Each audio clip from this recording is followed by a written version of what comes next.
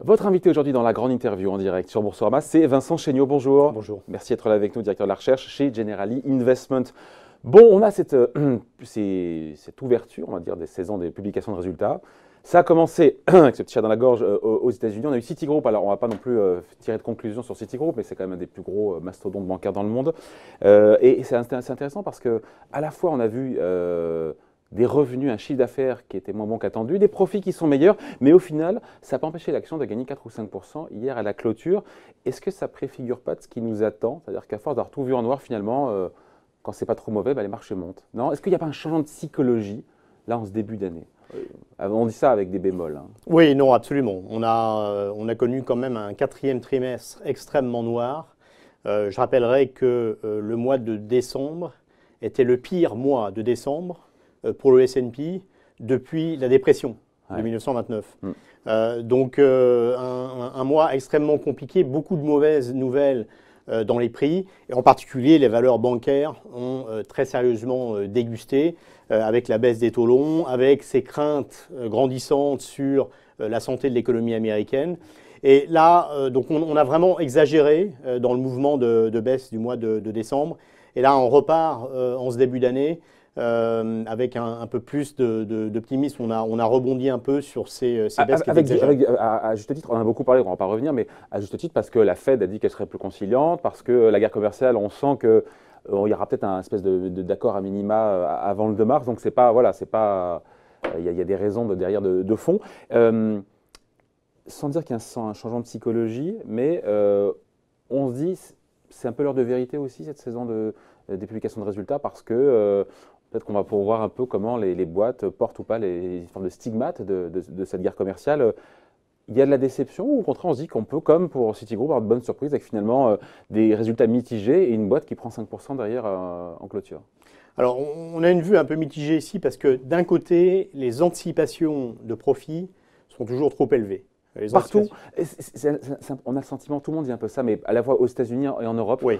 Alors, ce n'est pas les montants parce que ça monte plus vite aux États-Unis, mais on est beaucoup trop optimiste sur les prévisions de résultats aujourd'hui.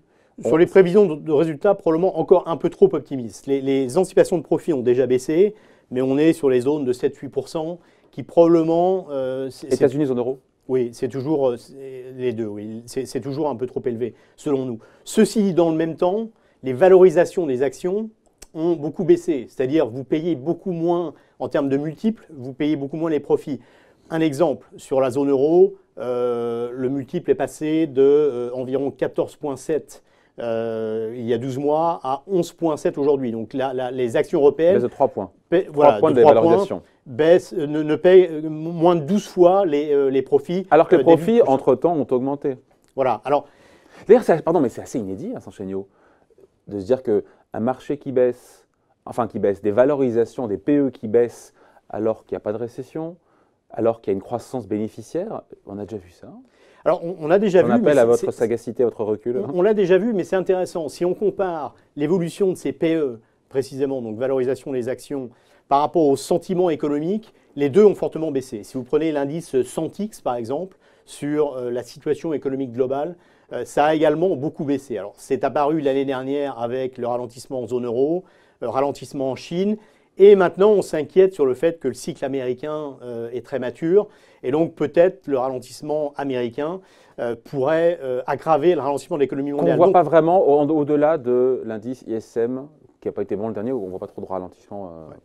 Alors, l'indice ISM manufacturier a baissé d'environ 59 à 54. Ouais. Effectivement, une baisse de 5 points en un mois, c'est assez inhabituel. Ouais. On a vu, je crois, cela que 3 fois depuis les années 2000.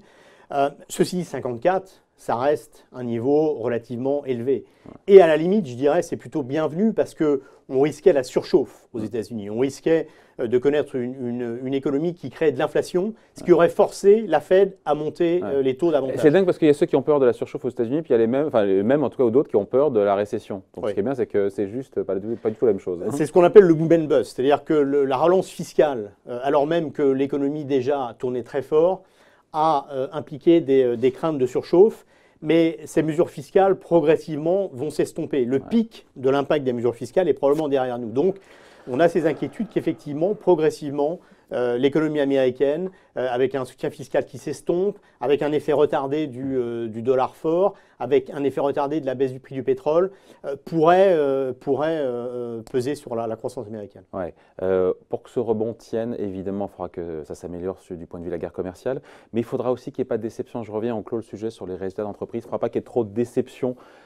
Encore une fois, parce qu'on a dit, les prévisions sont trop optimistes, elles vont devoir être révisées. C'est un peu le juge de paix aussi pour s'assurer de la qualité et de la solidité du rebond des marchés. Oui. Alors, c'est précisément là où le bas blesse. Effectivement, je pense qu'il y a encore de la place à la baisse des anticipations de profit. Et donc, ça limite tout rebond des marchés d'actions. Je pense qu'à court terme, encore une fois, on peut corriger ce mouvement très violent qu'on a connu au 4e trimestre de baisse des marchés d'actions.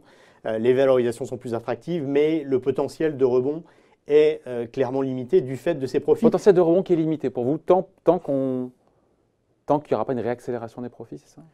Oui, de façon générale, les anticipations de profit restent trop élevées et de façon plus générale, on a cette asymétrie qui est inévitable à ce stade du cycle. Vous savez que cet été, si l'économie américaine continue à croître au premier semestre, ce qui devrait être le cas, on va égaler le record du cycle de croissance le plus long aux États-Unis, 10 ans, ce qu'on avait connu de 91 à 2001.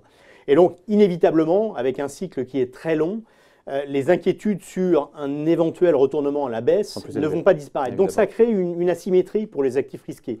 Potentiel de hausse limité, potentiel à la baisse, le jour où l'économie tourne, beaucoup plus important. Donc, à court terme, nous voyons ce rebond, mais ce rebond sera limité. Autour de moi, j'ai plein de gens qui me disent, pardon, c'est une question de néophyte, mais c'est vrai que comment on sait que la correction touche à sa fin? Parce qu'on parle des marchés. Est-ce qu'il y a des... On se dit, voilà, il y a eu souvent, il y a ce qu'on appelle des capitulations. Est-ce qu'on l'a vécu en décembre, sentiment de, voilà, que là, ça baisse et encore ça baisse, et puis après, de coup, hop, ça sert de socle et ça rebondit. On ne sait pas si ça c'est derrière nous, si c'est devant nous, si le point bas est derrière ou devant nous. Alors, personne ne sait vraiment. C'est évidemment toujours très difficile de trouver les points bas et les points hauts.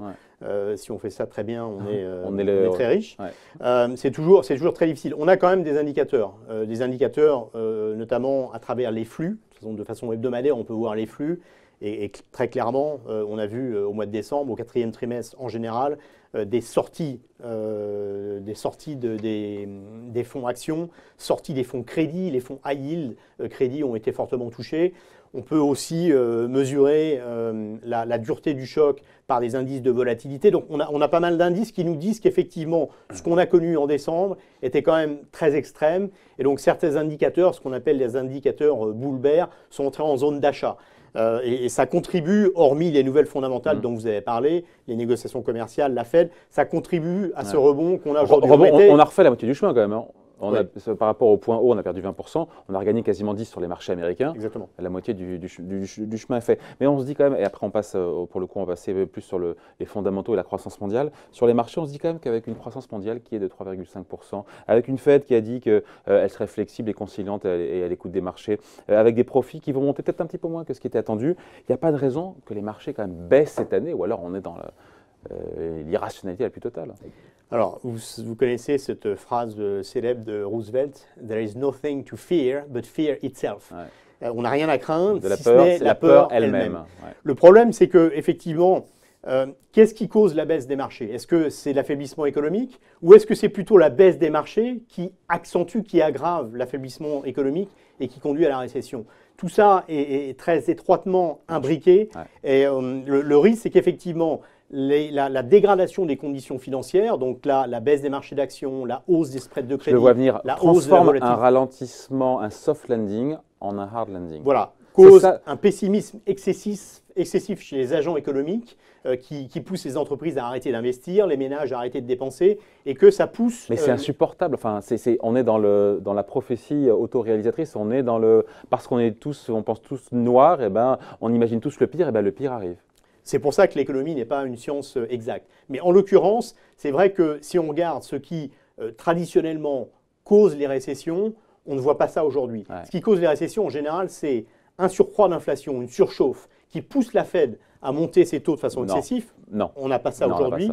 ou des déséquilibres économiques et financiers très importants. Alors, on pense au subprime, tous les excès qu'on a connus typiquement sur le marché immobilier américain. Excès de dette, donc. Excès de dette, qui en 2000... La dette mondiale est à un niveau historique. Alors, la dette mondiale est élevée, mais si on regarde le détail, la dette des ménages américains, en tout cas en pourcentage du revenu disponible ou du PIB, a assez fortement baissé. Donc, on n'a pas de déséquilibre à ce niveau-là. Ce qui a monté, elle a baissé, mais elle n'est pas à un point bas. Elle n'est pas un point bas, mais elle a baissé quand même très sensiblement. On n'est clairement pas dans les excès qu'on avait connus au début des années 2000. Par contre, ce qui a monté, c'est la dette des entreprises et la dette des États. Alors, la dette des entreprises, je dirais que tant que les taux sont aussi bas... Le service de la dette est facile à gérer. Le service de la dette est les remboursements d'emprunt, voilà. Les intérêts. Et tant que les profits sont là, effectivement, tant que les profits ne s'effondrent pas. Pour ce qui est de la dette des États, alors c'est inquiétant, la dette américaine également a beaucoup monté, mais je dirais que ce sont des phénomènes qui sont plus lents en termes de génération de crise. Et d'effet boule de neige, c'est ça? Voilà, l'État américain peut encore facilement emprunter, et donc il n'est pas dans une situation dangereuse à ce niveau-là. Donc on ne voit pas trop quels seraient les facteurs qui nous feraient passer de ce pessimisme ambiant à une véritable récession qui serait cataclysmique pour les marchés. Ouais. Au-delà de la courroie de transmission des marchés eux-mêmes, effectivement, qui transforment ça, un ralentissement bénin finalement en quelque chose de plus dur. Justement, tiens, on va finir là-dessus. Où est-ce que ça ralentit vraiment? Parce qu'on a 3,5% de croissance mondiale, a priori cette année, c'est ce que nous disent les FMI et autres OCDE, encore qui sont souvent en train de retard sur ce qui se passe. Là où dans les prochains mois, ça pourrait vraiment se dégrader. On a eu cette nuit la Chine qui a dit on va soutenir notre économie. Ou là où ça freine le plus en ce moment, c'est où? Donc on enlève les États-Unis évidemment qui ne freinent pas, ou qui freinent très peu. Non, très clairement, je dirais que schématiquement, 2017, croissance mondiale synchronisée. On revient à 2017. Attention. Croissance mondiale synchronisée, très forte, surprise à la hausse. 2018, une économie globale qui tient, mais Chine et Europe ralentissent, alors que l'économie américaine est tout feu tout flamme. 2019, le ralentissement global diminue. Le ralentissement global diminue. Le ralentissement global continue. Ah ouais, d'accord. Continue, excusez-moi. Donc la croissance globale diminue, le ralentissement continue. Mais les États-Unis vont y participer. Donc, on ne va pas avoir la désynchronisation qu'on a connue l'année dernière. Donc, tout le monde ralentit. Tout le monde ralentit. La Chine prend des mesures. La Chine va continuer à ralentir, mais pas de façon dramatique. Ils ont effectivement l'outil fiscal, monétaire, injection de liquidités pour empêcher un ralentissement brutal. Ils ont les moyens, Pékin a les moyens de piloter, toujours de piloter, sans faire un grand plan. On ne dira pas de grand plan de relance, mais baisse, c'est un peu technique, baisse des réserves obligatoires des banques pour qu'ils puissent prêter aux PME. On a compris qu'il y aurait de nouveau des plans d'investissement dans le ferroviaire. Ils ont les moyens de... Baisse des taxes également pour les ménages, pour soutenir la consommation. Donc, notamment de bagnoles. Et apparemment, si les bagnoles se sont cassées la gueule, pardon, mais c'est la première fois en je ne sais pas combien de temps que le marché automobile baisse de 3%. Parce qu'il y avait des taxes qui ont été remises sur les petits véhicules, c'est ça? Donc ils peuvent piloter ça? Voilà, ils peuvent piloter et a priori empêcher un ralentissement violent en Chine. Donc tout va bien. L'Europe, clairement, l'inquiétude est forte et surtout si Trump venait à s'attaquer au problème d'excédent commercial allemand. Donc ça, c'est une menace très importante. Allemandes. Voilà, les automobiles allemandes très importantes en termes de risque pour 2019. Après, ce qui va vraiment jouer en 2019, c'est les États-Unis. On sait que les États-Unis vont ralentir. La question est de combien. Nous prévoyons, c'est quand et combien? Quand ça va progressivement, ça apparaît. On a eu le premier signe avec le PMI, l'ISM manufacturier. Alors, la Fed nous dit de 5 cette année quand même, de 5,5% de croissance, ça va. Voilà. On vient de 3, vous me direz. On vient de 9,3, donc nous on prévoit 2,4, donc c'est quand même une baisse d'un demi-point, c'est sensible, mais... Après, il faut prolonger le trait ou pas? Qu'est-ce qui se passe sur 2020 après? Exactement. Et quand est-ce que ce cycle américain... Et c'est un peu trop tôt pour se prononcer, parce que... C'est trop tôt. Je pense qu'il y a un élément psychologique. Le fait qu'on ait connu le cycle le plus long, inévitablement, ça génère une asymétrie des craintes, des peurs. C'est naturel. Mais en même temps, si on ne connaît pas les excès qu'on a connus dans les cycles passés, le cycle peut être le plus long qu'on ait jamais connu, en effet. Il le sera. Bon, on en reparlera tranquillement. Merci d'avoir été avec nous. Donc, Vincent Chéniaud, le directeur de la recherche chez Generali Investment, qui était donc l'invité de la grande interview en direct sur Boursorama. Merci. Merci.